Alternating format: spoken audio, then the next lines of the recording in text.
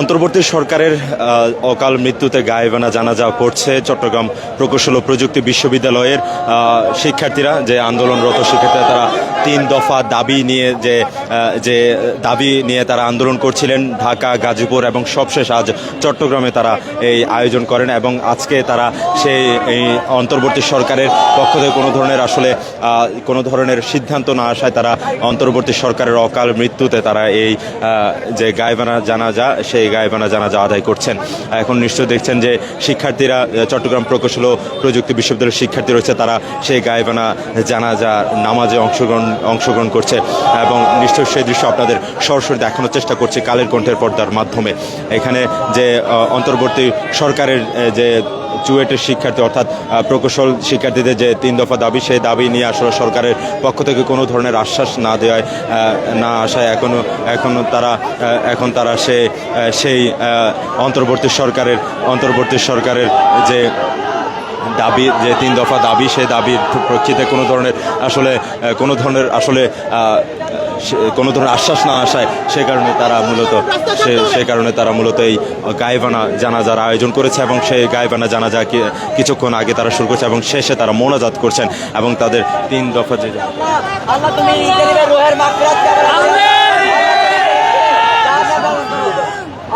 তুমি সুবত ফিরিয়ে দাও আল্লাহ, আল্লাহ তুমি টিপ্পা কোটার মেধা ফিরিয়ে দাও আল্লাহ, এটা যেন ন্যূনতম কমন সেন্স আসে যে আমাদের থেকে যোগ্য। আয় আল্লাহ তুমি এই যোগ্যতাদের মধ্যে ব্যয় করো আল্লাহ। আয় আল্লাহ তোমার কাছে প্রার্থনা করি আল্লাহ। আয় আল্লাহ যে গায়েবানা জানাজা পড়ছে আল্লাহ, এটাকে তুমি কবুল করে নাও আল্লাহ। আয় আল্লাহ তুমি ইন্টারনেটকে হেদায়েত দাও আল্লাহ। আয় আল্লাহ তুমি ইন্টারনেটকে হেদায়েত দাও। আর পরিশেষে আল্লাহ আমাদের সবাইকে তুমি এই দেশে বাধা উঁচু করে থাকার তৌফিক দান করো আল্লাহ।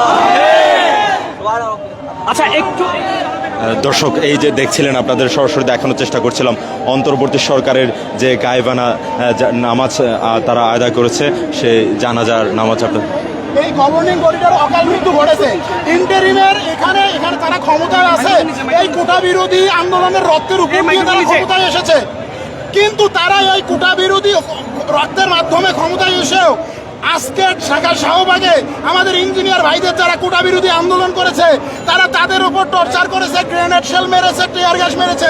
আমাদের অনেক ভাই আজকে রক্তাক্ত হয়ে গেছে। তার মানে কি ওরা এখন কোন অবস্থায় আছে? তারা কি জীবিত আছে আদৌ?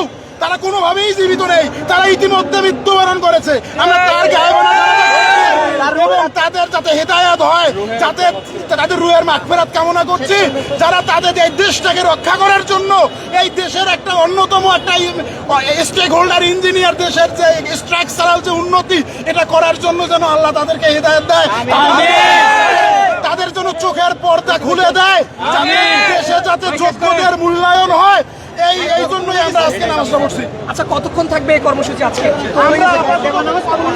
দর্শক, আপনাদের যেমনটি আসলে সরাসরি দেখানোর চেষ্টা করছিলাম কালের কণ্ঠের পর্দার মাধ্যমে, যে অন্তর্বর্তী সরকারের পক্ষ থেকে আসলে কোনো ধরনের এই যে চুয়েটের শিক্ষার্থীদের যে 3 দফা আন্দোলন, দাবি নিয়ে আন্দোলন, সেই আন্দোলনে কোনো ধরনের আসলে প্রতিশ্রুতি কিংবা আশ্বাস না দেওয়ার ফলে কিন্তু তারা চট্টগ্রাম যে চুয়েটের শিক্ষার্থী রয়েছে, তার অন্তর্বর্তী সরকারের অকাল মৃত্যুর হয়েছে এমনটি করে তারা এখানে যে 3 দফা দাবি, সেই 3 দফা দাবি নিয়ে তারা মূলত এখানে তাদের যে গায়েবানা জানাজা সেটি তারা সম্পন্ন করেছে। এবং এর মাধ্যমে আমরা যতটুকু জানতে পেরেছি, তারা এর পরপরই তাদের যে আন্দোলন সেটি তারা এখানে আজকের মতো কর্মসূচি স্থগিত করবে এবং পরবর্তী কর্মসূচি ঘোষণা করে তারা এখান থেকে মাঠ ছাড়বেন। তো এই ছিল আমার কাছে চট্টগ্রাম থেকে চুয়েটের যে শিক্ষার্থীদের 3 দফা আন্দোলনের যে সবশেষ খবরাখবর।